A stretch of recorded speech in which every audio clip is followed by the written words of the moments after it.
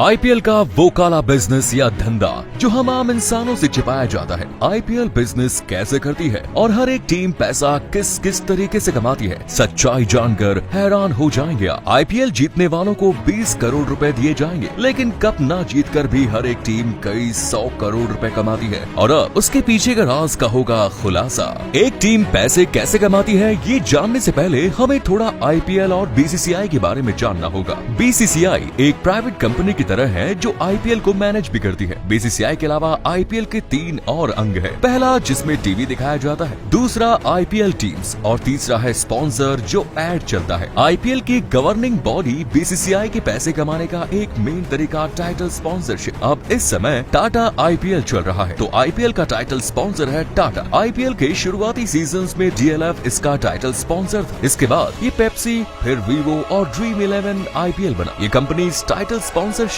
के लिए बीसीसीआई को मोटा पैसा देती है। जैसे टाटा ने 2500 करोड़ रुपए दिए 5 साल के स्पॉन्सरशिप के लिए। अब इस पैसे में से 50% बीसीसीआई खुद रख लेती है और 50% टीम्स में बांट देती है। दूसरे कमाई के तरीकों में बीसीसीआई पैसों के बदले आईपीएल के ब्रॉडकास्टिंग राइट्स बेचती है। आईपीएल के पहले 10 सीजन्स में सोनी के पास इसके मीडिया राइट्स थे, जिसने 10 सालों में कुल 8200 करोड़ रुपए बीसीसीआई को दिए। अगले 5 सालों के लिए यानी 2023 से 28 तक के मीडिया राइट्स के लिए बीसीसीआई को स्टार और वाईकॉम से 48,390 करोड़ रुपए मिले। अब जाहिर सी बात है कि जब ब्रॉडकास्टर बीसीसीआई को इतना ज्यादा पैसा दे रहे हैं, तो वो इससे कई गुना ज्यादा मुनाफा भी कमाते होंगे। ये कमाई मैच के बीच दिखाई जाने वाली एडवर्टीजमेंट से होती है। अगर आईपीएल के दौरान आपको स्टार स्पोर्ट्स पर सिर्फ 10 सेकंड की एड दिखानी है, तो उसके लिए आपको 17 से 18 लाख रुपए तक खर्च करने पड़ेंगे। इन टीम्स के पास कमाई के दूसरे जरिए भी होते हैं, जैसे टीम स्पॉन्सर्स। औसतन एक आईपीएल टीम की जर्सी पर 10 लोगो होते हैं। स्पॉन्सर्स टीम को इसके लिए पैसे देते हैं। इसके अलावा जब किसी टीम के होम ग्राउंड पर मैच होता है, तो उसकी जो टिकट सेल होती है, उसका भी उसे 80% शेयर मिलता है। हर टीम लगभग 7 मैचेस होम ग्राउंड पर खेलती है, मगर इस तरीके से एक मैच से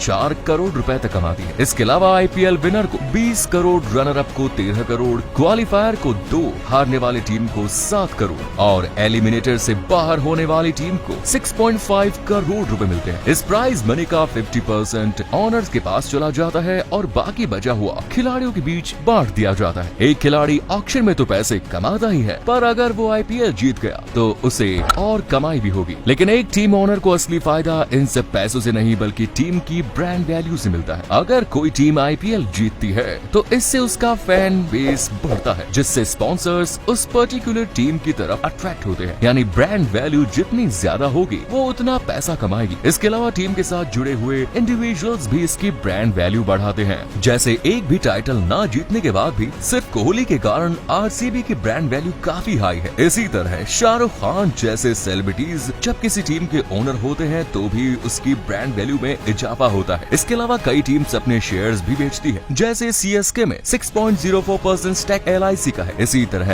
राजस्थान रॉयल्स ने भी अपना 15% स्टॉक रेडबर्ड कैपिटल पार्टनर्स को बेच दिया। ये भी इनकी कमाई का एक मेन जरिया है। और इस तरह ये सभी टीम हर साल अरबों रुपए कमाती है। हालांकि इनमें भी जो टीम जितनी ज्यादा फेमस होती है, उसकी उतनी ज्यादा कमाई होती है। अब इन दी एंड हम कह सकते हैं कि आईपीएल टीम्स और बीसीसीआई कुछ इस तरह पैसा कमाती है।